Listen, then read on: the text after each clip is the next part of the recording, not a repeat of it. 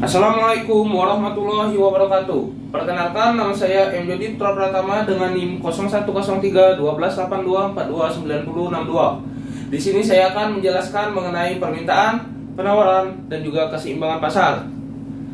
Hukum permintaan yaitu jika harga suatu produk itu meningkat, maka jumlah permintaan dari produk tersebut akan menurun. Dan hukum penawaran yaitu jika harga suatu produk itu meningkat, maka jumlah penawaran dari produk tersebut akan ikut meningkat dengan asumsi faktor lain yang mempengaruhinya adalah ceteris paribus atau tetap. Baik, yang pertama kita akan membahas mengenai hukum permintaan. Seperti yang sudah saya jelaskan tadi, hukum permintaan itu jika harga suatu produk itu meningkat, maka jumlah permintaan dari produk tersebut akan menurun. Contohnya adalah sebagai berikut.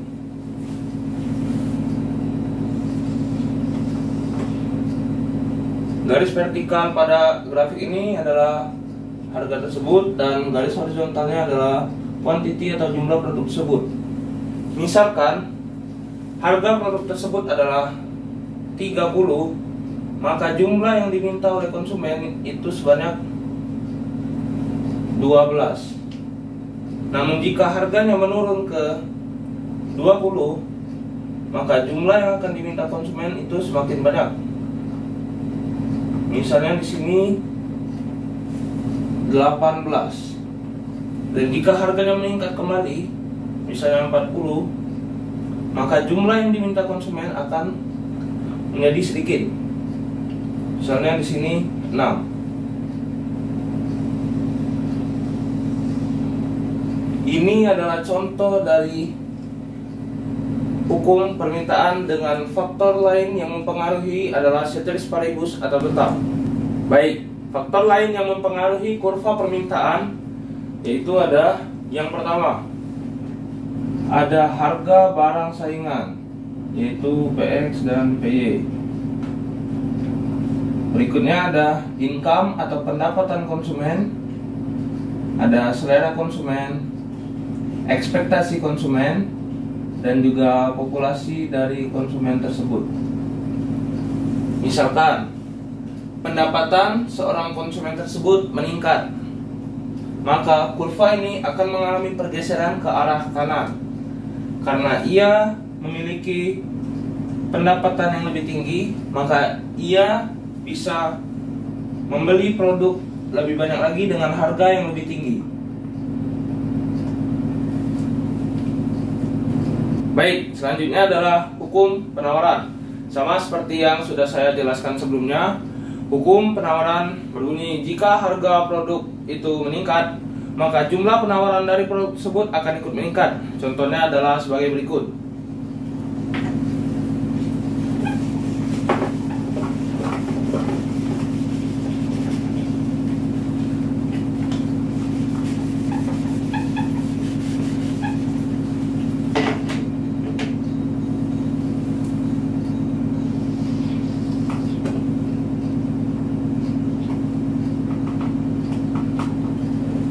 Misalkan harga produk tersebut adalah 40,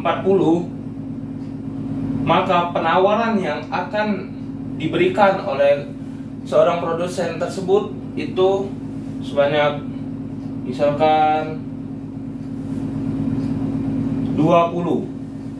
Namun jika harga produk tersebut menurun ke 20, maka produk yang akan ditawarkan oleh produsen menurun ke 10. Namun jika harganya meningkat ke 60, maka jumlah produk yang ditawarkan produsen itu sebanyak 30.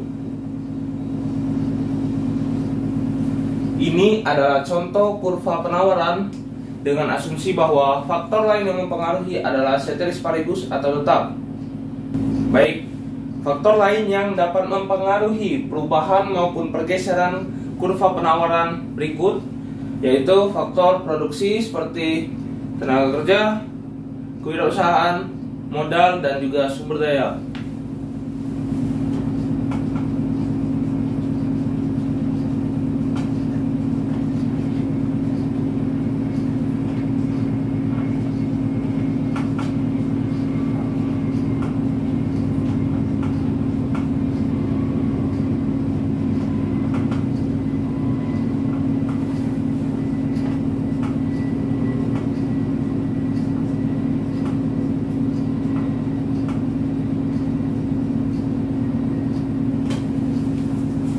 Contohnya adalah misal perusahaan tersebut memiliki modal yang lebih banyak, maka ia akan memproduksi lebih banyak lagi barang-barang produksi mereka. Baik, berikutnya kita akan membahas mengenai keseimbangan pasar. Untuk mencari keseimbangan pasar, kita harus menggabungkan antara kurva permintaan dan juga kurva penawaran seperti berikut.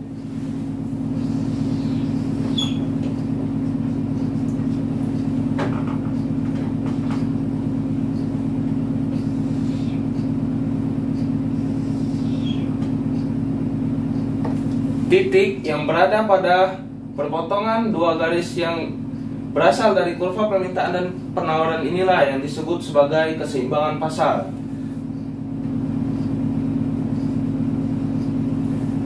Bagaimana jika kita memasukkan faktor-faktor lain yang mempengaruhi baik itu dari kurva permintaan maupun kurva penawaran?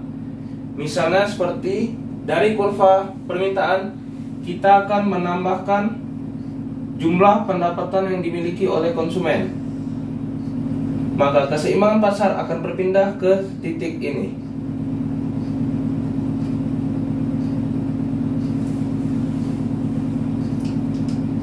Sekian penjelasan materi dari saya. Terima kasih.